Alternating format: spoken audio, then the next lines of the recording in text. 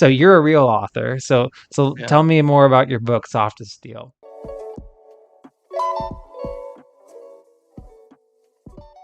Yeah. Well, again, I think you describe it. You described it well in the introduction. Um, my intention was to try to learn from other people. What qualities are important. I define a soft skill as not really being a skill. It really is your personal qualities, attributes, your behaviors, a manifestation of your personal values. Those are the words I use to say what a soft skill is.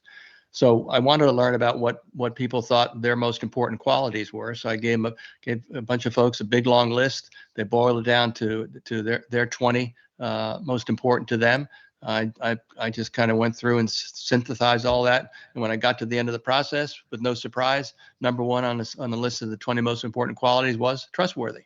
It sat where it should be and was followed or really expanded upon by other words like honesty, integrity, ethics. Another word which I love and I think is a good word in the construction is authentic.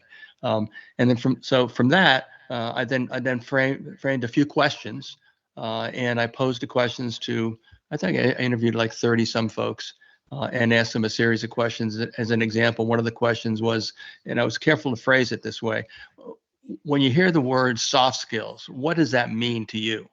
And in the book, I report in verbatim quotes the answers that a number of people gave me. So there's a lot of verbatim content, a lot of the words of the people I talked with that I refer to as conversation partners.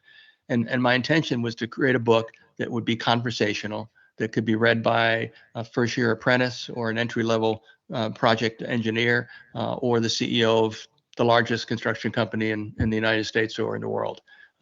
I do know that one very large construction company's CEO has in fact read my book, and he just read it recently before I interviewed him for my podcast. So I was delighted to hear what he had to say about it. So that was the idea, and I really was moved or motivated to write the book, not for the pure purpose of writing a book, which I thought would be, frankly, a nearly impossible task for me to accomplish.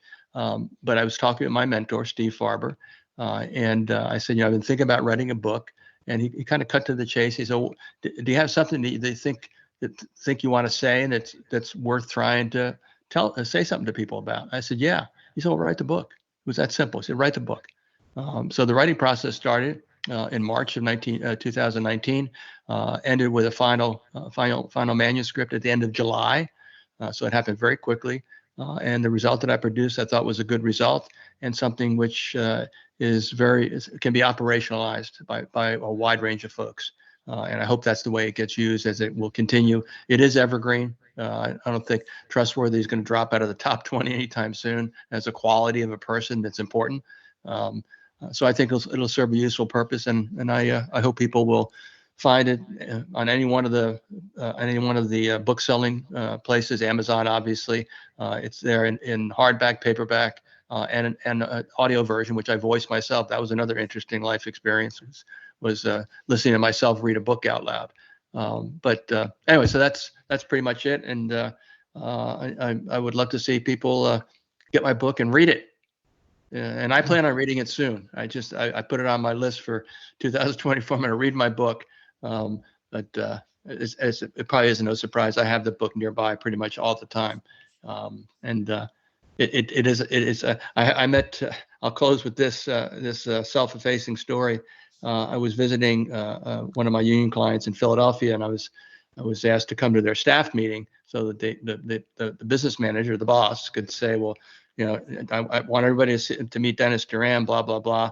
And before the meeting started, one of the business agents walked me over to this individual and said, hey Mike, I wanted you to meet Dennis. And he starts to laugh a little bit, and he said, man, it's so funny because I just noticed last night your book is sitting on my nightstand. And so of course I had to ask a question. I said, but have you read it? And he kind of hemmed and hawed. I said, well, do you at least flip it over once in a while and dust it so it stays clean on both sides? And he said, oh yeah, I keep it nice and clean. So anyway, so there we go. Soft as steel on the bedstand. We miscommunicating. I'm miscommunicating. I just made a pilot, then they threw me on the stations. Nah, I'm not complaining, nah, I'm not complaining. My thoughts get complicated, I cannot explain in lameness. Never losing focus because I ain't chasing payments. Still playing in the basement while I'm working on arrangements. They heard the kid in 50 countries, thank God that's amazing. But I'd rather thank Spotify